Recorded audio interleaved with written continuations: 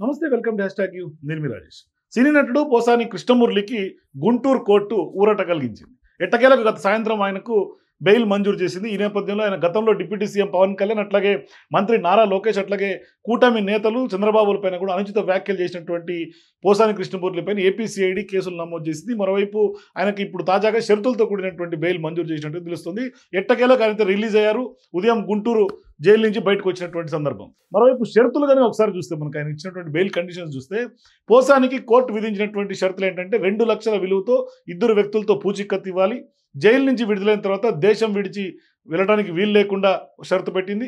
మరోవైపు కేసు గురించి ఎక్కడ బహిరంగంగా మాట్లాడకూడదు, మీడియాతో అస్సలు మాట్లాడకూడదు. ఇది పోసాని కృష్ణమురళికి పెట్టినటువంటి బెయిల్ కండిషన్స్. మరోవైపు పత్రికలకు ప్రకటనలు ఇవ్వరాదు.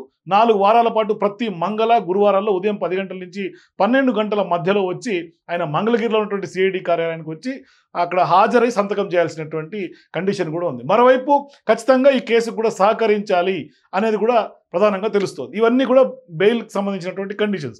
మరోవైపు పోసాని కృష్ణమురళి పైన కేసుల వ్యవహారం వాస్తవానికి రాష్ట్ర వ్యాప్తంగా హాట్ టాపిక్గా మారినటువంటి వ్యవహారం కూడా మనకు తెలిసిందే. పెద్ద ఎత్తున చర్చనీయాంశంగా అయింది. ఆయన మీద వరుసగా కేసులు ఉక్కిరి బిక్కిరి చేసినటువంటి పరిస్థితి, అనేక జైళ్లను మార్చినటువంటి నేపథ్యం. మరోవైపు వైసీపీ ప్రభుత్వ సమయంలో టీడీపీ జనసేన అధినేతలకు నోటికి వచ్చినట్టుగా ఇష్టానుసారం మాట్లాడి రాష్ట్ర వ్యాప్తంగా అనేక కేసులు నమోదైనటువంటి నేపథ్యం. దీంతో కూటమి ప్రభుత్వం అధికారంలోకి వచ్చిన తర్వాత పోసానిని హైదరాబాద్లో అరెస్ట్ చేసి ఏపీకి తీసుకెళ్లారు. ఆయనపై మొత్తం 5 కేసులు నమోదవగా మొదటి 4 కేసుల్లో కూడా బెయిల్ వచ్చినటువంటి పరిస్థితి. తాజాగా శుక్రవారం సాయంత్రం ఆయనకు సిఐడి కేసులో కూడా మధ్యంతర బెయిల్ వచ్చినటువంటి పరిస్థితి. బెయిల్ మంజూరు చేసింది కోర్టు. దీంతో ఆయన కుటుంబ సభ్యులతో పాటుగా వైఎస్ఆర్సీపీ అభిమానులు, అట్లాగే కొంత పోసాని అభిమానుల్లో కూడా కొంత ఆనందం వెల్లివిరిసింది. అయితే ఈ నేపథ్యంలో కొద్ది గంటల పాటు హైడ్రామా నడిచింది. బెయిల్ వచ్చినప్పటికీ కూడా పోసాని విడుదలకు కొంత లేట్ అయినటువంటి పరిస్థితి కనిపిస్తుంది. సుదీర్ఘంగా జైలు నుంచి బయటికి రావడానికి ఆ బాండ్ పేపర్స్ అట్లాగే ఇవన్నీ కూడా సబ్మిట్ చేయడం, ఈ డాక్యుమెంటేషన్ ప్రాసెస్లో కొంత లేట్ అయినటువంటి నేపథ్యం. దీంతో పోసాని అరెస్టు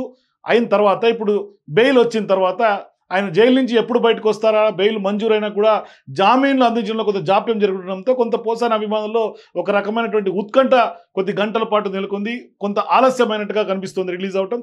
మొత్తం మీద కొంత పోసానికి బెయిల్ వచ్చిన తర్వాత కొంత జైలు నుంచి విడుదలైనటువంటి సందర్భం మనం చూస్తాం. తర్వాత ఇప్పుడు నెక్స్ట్ పోసాని ఇక ఏం జరగబోతుంది పోసాని అంశంలో. మరోవైపు ఇప్పుడు బెయిల్ వచ్చి బయటకు వచ్చిన తర్వాత ఫర్దర్గా ఇంకా ఎటువంటి అంశాల్లో ఆయనకు ఉక్కిరిబిక్కిరి అయ్యే అవకాశాలు ఉంటాయి, మరోవైపు ఆయన భవిష్యత్ కార్యాచరణ ఏ విధంగా ఉంటుందని కూడా వెయిట్ చేసేవాళ్ళు. మొత్తం మీద ఆయనైతే మాత్రం జైలు నుంచి సుదీర్ఘ పోరాటం తర్వాత ఆయనకి జైల్లో కూడా నాకు బాగాలేదు, ఇట్లా అనేక సందర్భాల్లో హార్ట్ అటాక్ డ్రామా జరిగింది బెయిల్ కోసం.